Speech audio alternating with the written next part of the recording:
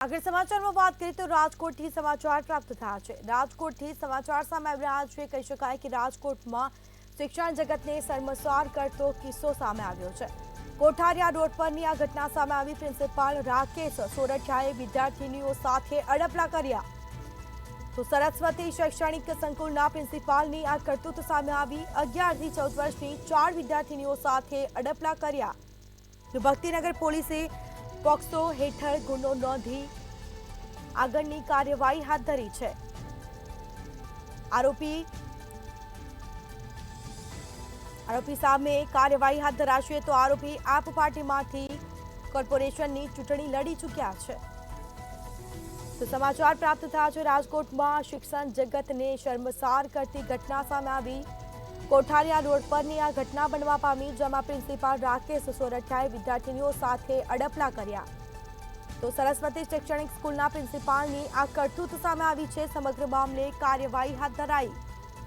તો 11 થી 14 વર્ષની 4 વિદ્યાર્થીનીઓ સાથે પ્રિન્સિપાલે અડપલા કર્યા છે। તો સમગ્ર મામલે કાર્યવાહી હાથ ધરાઈ છે। ભક્તિનગર પોલીસે ગુનો દાખલ કરી આ મામલે તપાસ શરૂ કરી છે। વધુ વિગતો સાથે સંવાદદાતા ધ્રુવ કુંડેલ આપણી સાથે ફોન લાઈન પર જોડાઈ ગયા છે। જી, શિક્ષણ જગતને શર્મસાર કરતી આ ઘટના કહી શકાય। પ્રિન્સિપાલે વિદ્યાર્થીનીઓ સાથે અડપલા કર્યા, શું છે સમગ્ર મામલો?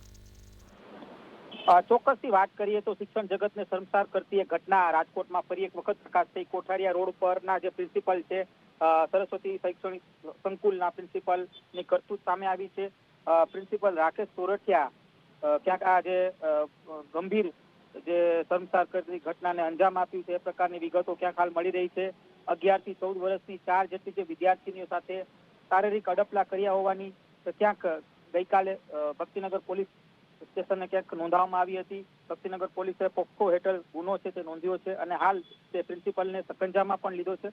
મહત્વની બાબત એ છે કે આરોપી જે રાકેશ સોરઠિયા છે તે આમ આદમી પાર્ટી પરથી કોર્પોરેશનની ચૂંટણી લડી ચૂક્યા છે। વોર્ડ નંબર 17માં તે પોતે પ્રભુત્વ ધરાવે છે। આ સાથે રાકેશ સોરઠિયાને પ્રભારીની જવાબદારી પણ આપમાંથી મળી હતી। એટલે આ એક ચોક્કસ કહી શકાય કે એક બાદ એક અત્યારે કહી શકાય કે જે આવા જે કિસ્સાઓ બને છે તેમાં ક્યાંક આવા જે શૈક્ષણિક સંકુલ સાથે સંકળાયેલા લોકો પણ ક્યાંક સંકળાયેલા હોય છે અને ચોક્કસથી જે બાળકીઓના જે માતા પિતાએ સ્પષ્ટ માંગણી કરી છે, કડકમાં કડક ક્યાંક કાર્યવાહી થાય।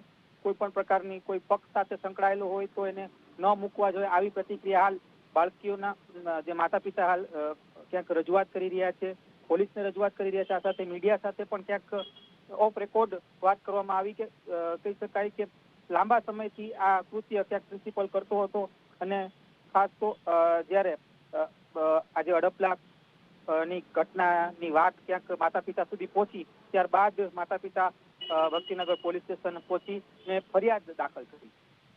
જી, તમામ જાણકારી આપવા બદલ આપનો આભાર।